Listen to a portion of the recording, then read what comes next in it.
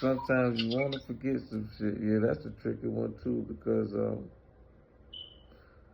now that's when you get into suppressed memory and shit. You know, programming yourself that you forgot when you really ain't forgot. But at a moment, Block shit out. but at a moment in life where you really got to reveal it, to teach or to enlighten, you got to go dig that shit right back up. So it's a game you even play with yourself when it comes to wanting to forget shit. Knowing goddamn well it's like, I'm gonna have to have amnesia or something, old age if I'm unless I get amnesia early, I mean, you ain't gonna forget this shit. And it ain't no shit that you can forget. You really just got to work through it. Now, some shit, and it also depends on, because if you a strong person, you want to heal, so it's like, even though you don't feel like going through what you about to go through, it's like you gonna fight. But then you got that other, the other people is like, anything they can do, like they gonna have that battle with themselves to try to erase. Compromising themselves in situations, compromising their character in situations, just trying to erase some shit. The tool set I learned to use since I was a kid, I call them chamber locks, chamber blocks, chamber keys. Like, you gotta know what part of your mind that you're gonna block off to keep your sanity. But you also gotta understand with the block that eventually I got to deal with this shit. But as I said, it's chamber locks, chamber locks. Because you can lock it, but you gotta have the chamber key to lock it and unlock it. Like you said, sometimes you gotta tap into it. And that's also you having control. I use that in conjunction when people talk about, I can't have a gun because of XYZ, not because you don't have emotional intelligence. Like, I had panic attacks in different situations. Like, emotional maturity, you gotta, it doesn't even matter if it's a gun. Like, you said that you can't have a weapon because somebody say something to you, lost that, you can't recognize a threat versus you just want to hurt somebody or because you got something you want to flex. Like, nah, you don't need to carry a weapon. Like, you need to have control of yourself. Like, your first weapon should be you, and actually the first thing you should try to be doing is diffuse shit. Like, walk away from a situation you can or diffuse it, ignore whatever. But if it gets to a physical situation, you don't need to be carrying that shit if you're not willing to go there. Because the weapons, that's why it's called a weapon. A weapon is to kill. Point blank. We play this maimed shit. Nah, motherfuckers get maimed, they get lucky and shit like that. No, the weapon is designed to fucking kill, to chop your fucking head off. That's what a knife and sword is for. A bullet is designed to destroy your fucking body. Like, this not shit designed to fucking wound you and you get up and walk away from. Motherfuckers are lucky. And it's like, not not nothing. even lucky, blessed. I take that back. It's not lucky. Motherfuckers are blessed that God decides not to take their life and give a fucking warning. Like, bullets are designed to fucking destroy your fucking body and fucking kill you. That's why we shoot. We shoot kill shots. We don't shoot to wound you fucking shots. They never taught us to shoot motherfuckers in their fucking hands, all that shit, stuff like that in basic training. No, they shoot you center mass to kill a motherfucker. Well, it's not a toy. It's like it's also not something that you buy to just say I have. A weapon is something like there needs to be a purpose for you having this. And that's it's like the same, like when I get out the military, you would expect me as a military to be,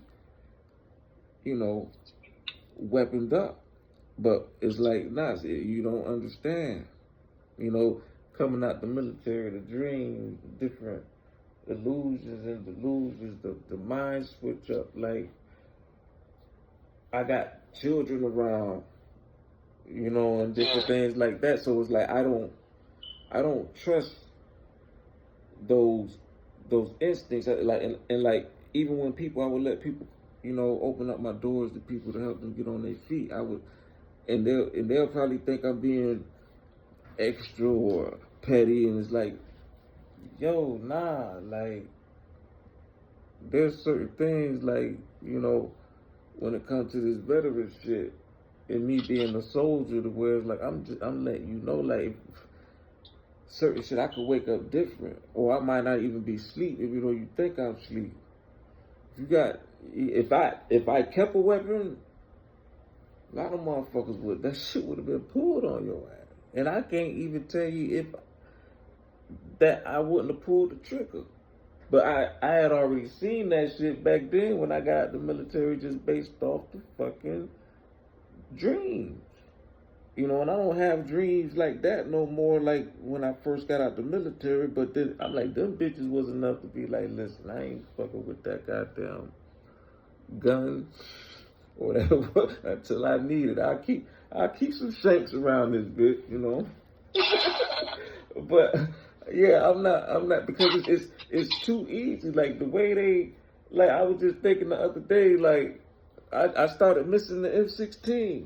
I was thinking the other day, like yeah, we would kind of get frustrated when it's time to clean weapons, but it's like at the same time, I'm like, man, when a motherfucker get to cleaning that fucking weapon, man, motherfucker just get to really massaging every piece of that bitch and rubbing it down, and we talking and having side conversations, and and it becomes second nature to us, putting that bitch together, taking it apart, and doing the clean in the room when everybody cleaning. We just massaging each and every piece of that bitch. You know what I'm saying? Like, you got somebody else to clean their shit.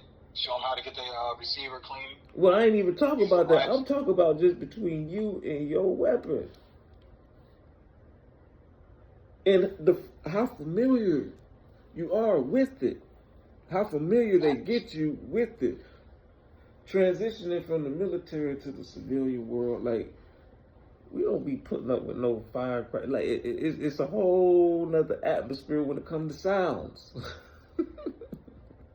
And then a whole nother atmosphere when it's like, like you say about the dreams. It's like you ain't having really dreams like this when you in the military, but it's kind of funny when you get out that bitch, you start having these crazy ass dreams. Like, motherfucker, I just got out.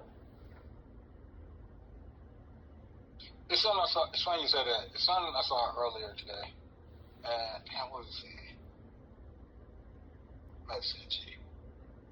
It's like your mind be so zooted. It was about work. It was about this guy. He's well known. He's known as the sheriff of Baghdad, Delta Force guy. And he was talking about like how up until like the 90s when he was with SF, they hadn't been on any missions, like, they hadn't been training and stuff like that. And it's the whole thing of like, you do all this training, and you're ready to go and stuff like that. You're ready to get into the fight. And it just reminded me of like when I came back in, like my whole mission was going to a unit that was going to deploy to combat. Like, I didn't want to go to a unit and be stateside. I didn't want to be in fucking trade out. Like, I wanted to be in fucking force comm. I wanted to be on the fucking battlefield. And like, a lot of people don't understand that. And that was the whole message. Like, it's a different mindset. It's not for everybody, but it's a different mindset to want to go to fucking war, like to want to go to fucking conflict. Well, the thing is, I understand that. I'm just talking about when that's all over, how quick when you hit the civilian world, certain shit hits you. Yeah, because like certain things, like, you know what I'm saying? You ain't got to fight out here. So, and also it's weird out here because you don't feel comfortable. And the thing is like, you so used to keeping a weapon, you come out here in the civilian world, it's like the same rules of engagement that they embedded in you in the military may not work the same way out here in the civilian world if you keep that bitch with you like that. Because now everything becomes instinctive, from dreams to paranoia, to just, you being wired. You know what I'm saying? And it's like, you really got to think about, like you see a whole lot of cases, and it's like, yeah, if I was, you got a lot of veterans, it's like, yeah, normally, yes, veterans, we gonna keep shit. If those of us that don't keep shit understand it's a reason why? I would still encourage you, you know, based off whatever type of life you live or, you know, things you may be going through or area you live in, you know, yeah, I might not have it, you know, I got my reasons, but I would encourage you, like, hey, yeah, it might be something you need to invest in for protection. You know what I'm saying? Because it's like at the end of the day, let's be real. These popos ain't friendly. Nah, God, yeah, he's motherfucking on something else.